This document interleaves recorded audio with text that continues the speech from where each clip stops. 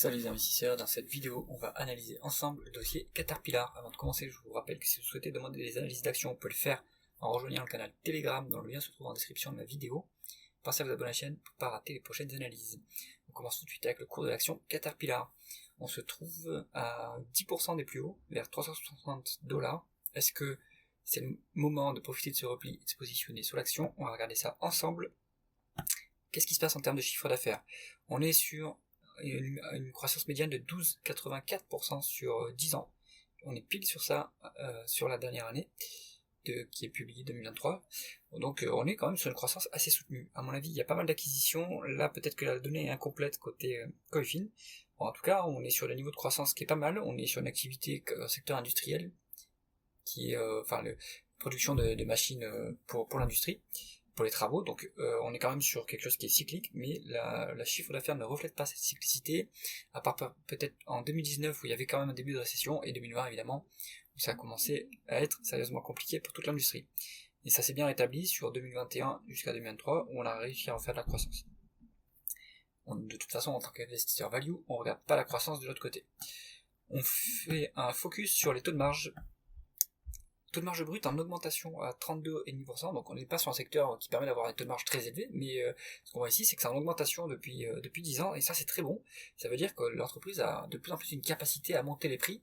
Elle a descendu de plus en plus vite la courbe d'expérience, donc elle a les coûts les plus bas, vu qu'elle est leader du marché, et donc on peut, avec les coûts les plus bas, avoir un bon niveau de taux de marge brut. Ça c'est plutôt positif. En taux de marge d'EBITDA, c'est également en augmentation, ça suit l'évolution du taux de marge brut, donc on n'a pas de déperdition dans l'efficience opérationnelle, ça c'est très bon. Bonne efficience opérationnelle, un niveau quand même assez impressionnant à 24%. Et là, la magie des actions américaines, c'est les taux de marge net à 16%, alors qu'on n'est pas du tout dans un secteur très hyper qualitatif, mais on a les taux de marge net élevés grâce à une efficience financière plus élevée, l'accès à du crédit moins cher, et des taxes aussi moins élevées sur les entreprises comparées aux actions européennes. Donc on est sur une entreprise qui est très qualitative ici, alors que c'est un secteur qui n'est pas forcément très facile. Très positif ce qu'on voit ici. Est-ce que les bénéfices nets se convertissent bien en free cash flow? On est quasiment sur la même chose, donc on pourra utiliser le PER pour valoriser l'entreprise, vu que le free cash flow correspond bien aux bénéfices, et s'il n'y a pas de dette, on utilisera le PER, sinon on utilisera la valeur d'entreprise sur EBITDA. La rentabilité de Caterpillar, est-ce qu'elle est élevée? Elle est impressionnante. Alors on était en médiane sur du 20%, mais là on a 40%, c'est hyper élevé pour... c'est vraiment impressionnant comme niveau de rentabilité, donc on peut autofinancer la croissance largement, et on peut rendre l'excès de cash aux actionnaires. Normalement, on ne doit pas avoir trop de dettes, sauf si on fait des acquisitions. Mais ce qu'on voit ici, c'est une société vraiment magnifique. Est-ce que la société est justement endettée ou pas? On va regarder ça. Alors, une dette nette qui a 33 milliards. On est un peu plus de 2 fois l'EBITDA, donc il n'y a pas beaucoup de dettes finalement. À mon avis, elle sert principalement à faire des acquisitions. En tout cas, le management a l'air à l'aise avec un niveau de dette à ce niveau-là, puisqu'il n'y a pas de, on voit que c'est à peu près stable sur les 30 milliards, donc c'est-à-dire qu'on opère assez régulièrement sur un niveau de dette à ce niveau-là, ce qui est bon, correct. En fait, on n'a pas d'urgence à rembourser la dette, vu que le niveau est soutenable et qu'on a vu qu'on avait quand même une efficience financière qui était quand même tout à fait satisfaisante. Donc sur la dette, il n'y a pas trop de sujets. Voilà, si ça reste à ce niveau-là, il faudrait que ça revienne un peu vers la médiane, que ça baisse de 10%, et là on serait très bon. Alors, est-ce qu'on est bien traité, qu'on est actionnaire de Caterpillar? On a donc un dividende qui est versé à 2,63 milliards, qui représente moins d'un tiers de free cash flow, donc il y a de la place pour augmenter le dividende. En plus, il a une augmentation constante depuis 10 ans, donc on est sur un dossier dividende croissant, et dividende sûr, donc ça c'est très bon. Le rendement du dividende, si je calcule ça rapidement de tête, on doit sur quelque chose qui se rapproche entre 1,5 et 2%. Voilà, vous me dites si je sais pas calculer, vous me dites le vrai rendement, mais en tout cas on est sur un rendement qui est un peu faible, mais qui va augmenter sans trop de problèmes par la suite. Donc ça c'est très bon. On voit que par contre on a les free cash flow élevés sur la période, donc si on normalise pour être vraiment très prudent, on est sur une médiane de free cash flow à 4 milliards. Donc voilà, là on serait un peu plus sur un payout ratio un peu plus élevé. Alors attention, si on zoome un petit peu, voilà, 5 milliards plutôt. Voilà, on serait à la moitié des free cash flow médians sur 5 ans en dividende. Donc ça reste quand même un niveau qui est quand même bien soutenable.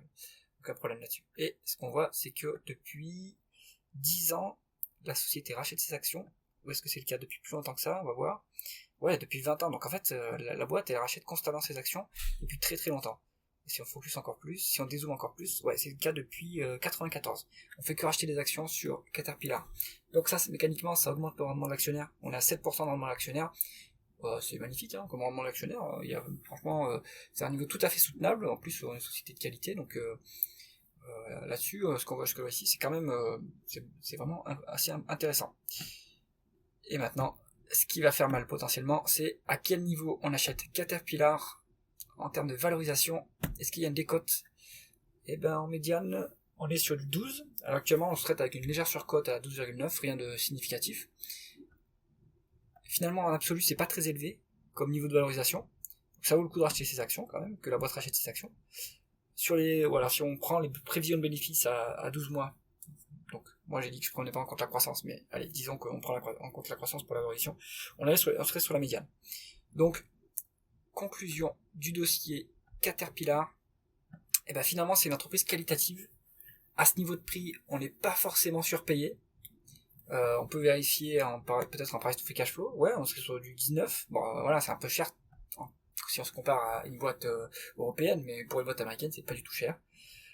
Pas du tout trop cher. On est bien sûr sur quelque chose qui est un peu cyclique, mais le management arrive à délivrer de la croissance même quand il y a des bas cycles, j'ai l'impression. Donc Caterpillar, à mon avis, c'est un dossier qui s'étudie et qui pourrait être intéressant pour quelqu'un qui aime aussi les dividendes croissants et qui veut être un actionnaire, allez, on va dire court moyen terme, jusqu'à long terme. Si on peut être actionnaire, aller sur et viser une plus-value sur 12-18 mois, à mon avis c'est possible vu le niveau de valorisation.